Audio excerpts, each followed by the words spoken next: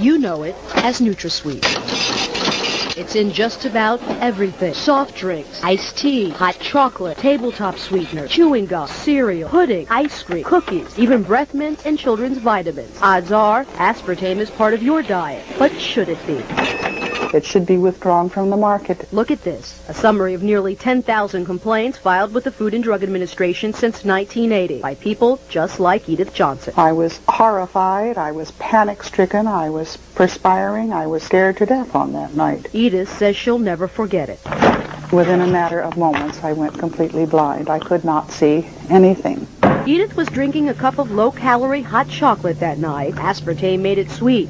And Johnson says aspartame made her sick. All of a sudden, I couldn't see. My eyes went out of focus, and it was like my vision became quite blurred. And you think it's because of aspartame? I think it's very deliberately because of aspartame, yes. It was terrifying.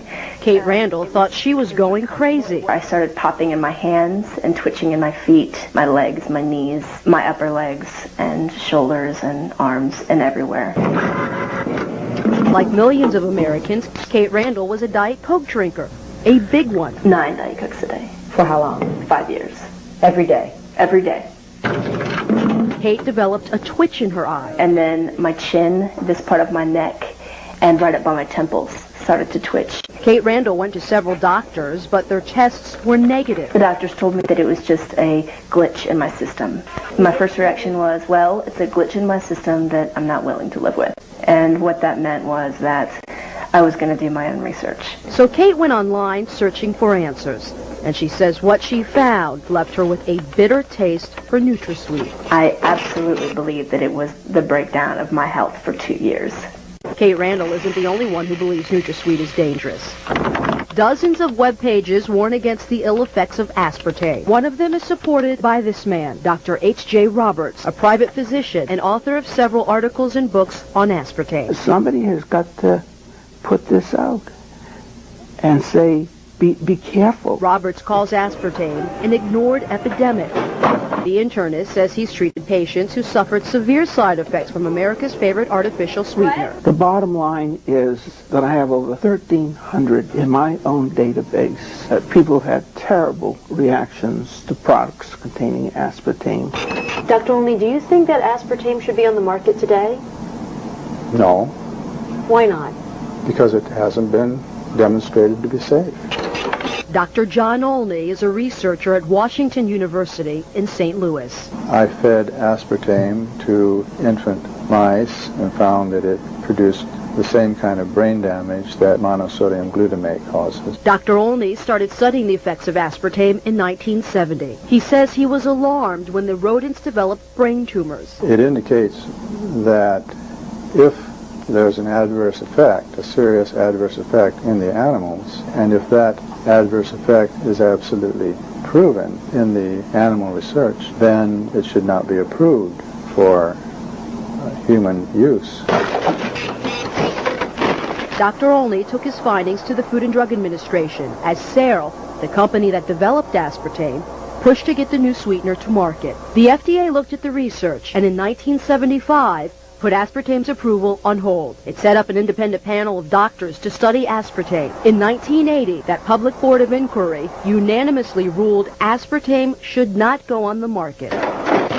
We had a major responsibility to evaluate. Dr. Vernon Young from MIT is the only surviving member of the board of inquiry.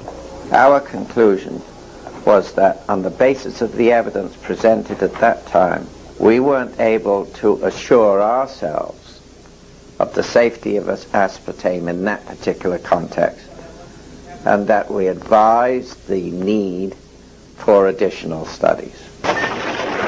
They had some concerns about it and felt that there should be additional animal studies done before it was approved. Dr. Jerry Goyen was the FDA commissioner then. I looked at that, read it at the time, obviously, and said that, well, what we had to do next was set up an internal committee of people who had played no part in previous studies of aspartame.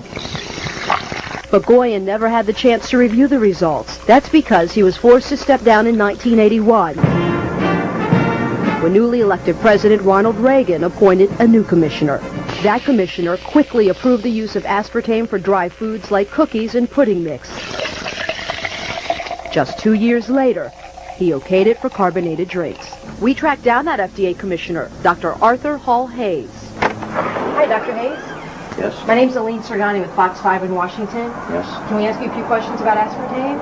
FDA has all the information you need.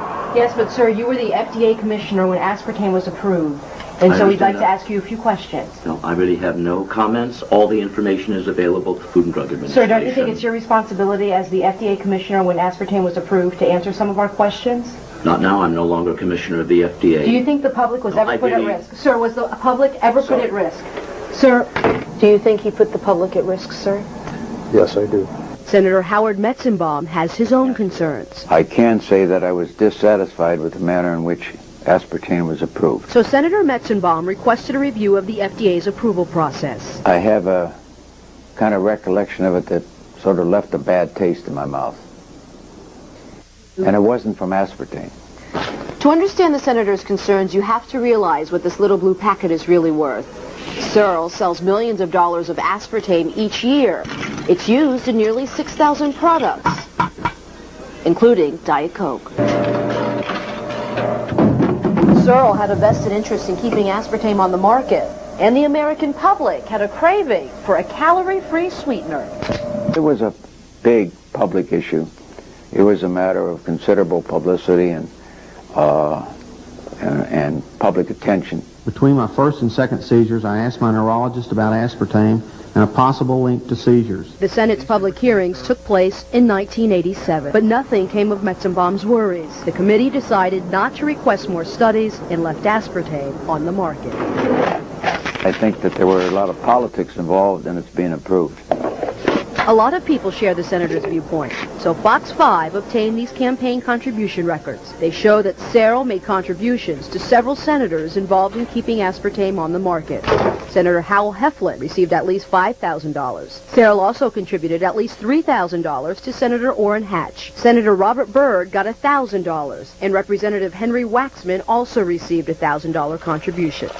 And that's not all. We also learned that several federal officials were investigated for possible ties to Searle. I think the chairman of the FDA wound up in having some sort of economic relationship beneficial to himself with Searle Manufacturing, who at that time owned the rights to aspartame. The issue is really not an issue of science, it's an issue of politics.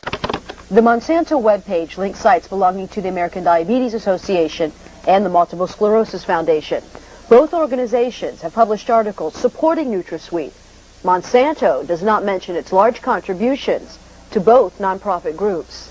Not enough is known about NutraSweet. Edith Johnson just wants the FDA to order more studies. So do the hundreds of people who continue to file complaints. So many, the Department of Health and Human Services has identified 91 symptoms by complainants attributed to aspartame use. The #1 reported symptom is headaches. Some of the other most reported symptoms are dizziness, mood changes, nausea, and stomach pain. Absolutely, I think the FDA should revisit this issue. But for now, the FDA has no plans to revisit the issue. The agency wouldn't even designate someone to speak with us on camera. But FDA officials did recently speak with members of the Aspartame Consumer Safety Network. James Turner and Mary Stoddard say they've been trying for years to convince the FDA that aspartame should be taken off the market, but their most recent attempt failed. They barely acknowledge the possibility that some people may be harmed. Their basic position is that in everything they've looked at, all the data has come in, and there's nothing, zero, that suggests to them that there's any problem. The Food and Drug Administration maintains aspartame is safe, but that's no comfort for Edith Johnson. You are talking with a very angry lady. I am furious today. They had no right to market it. My message to people is drink water. You don't need aspartame in your life. It's everywhere. Try walking down one aisle in the grocery store without finding aspartame in something. Is it safe? Should it have ever been approved? That all depends on who you ask. What would you like to tell people about aspartame?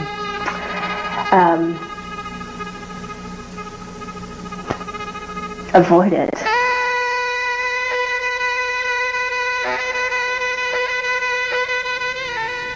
FDA representatives would not speak to us on camera, but they did send us this statement. In it, the agency stands behind its decision. The statement then goes on to say the FDA remains ready to act if it receives what it considers to be credible scientific evidence. But until then, NutraSweet will remain on the shelves of your grocery store. Reporting live, Aline Sergani. Now back to you, Tracy.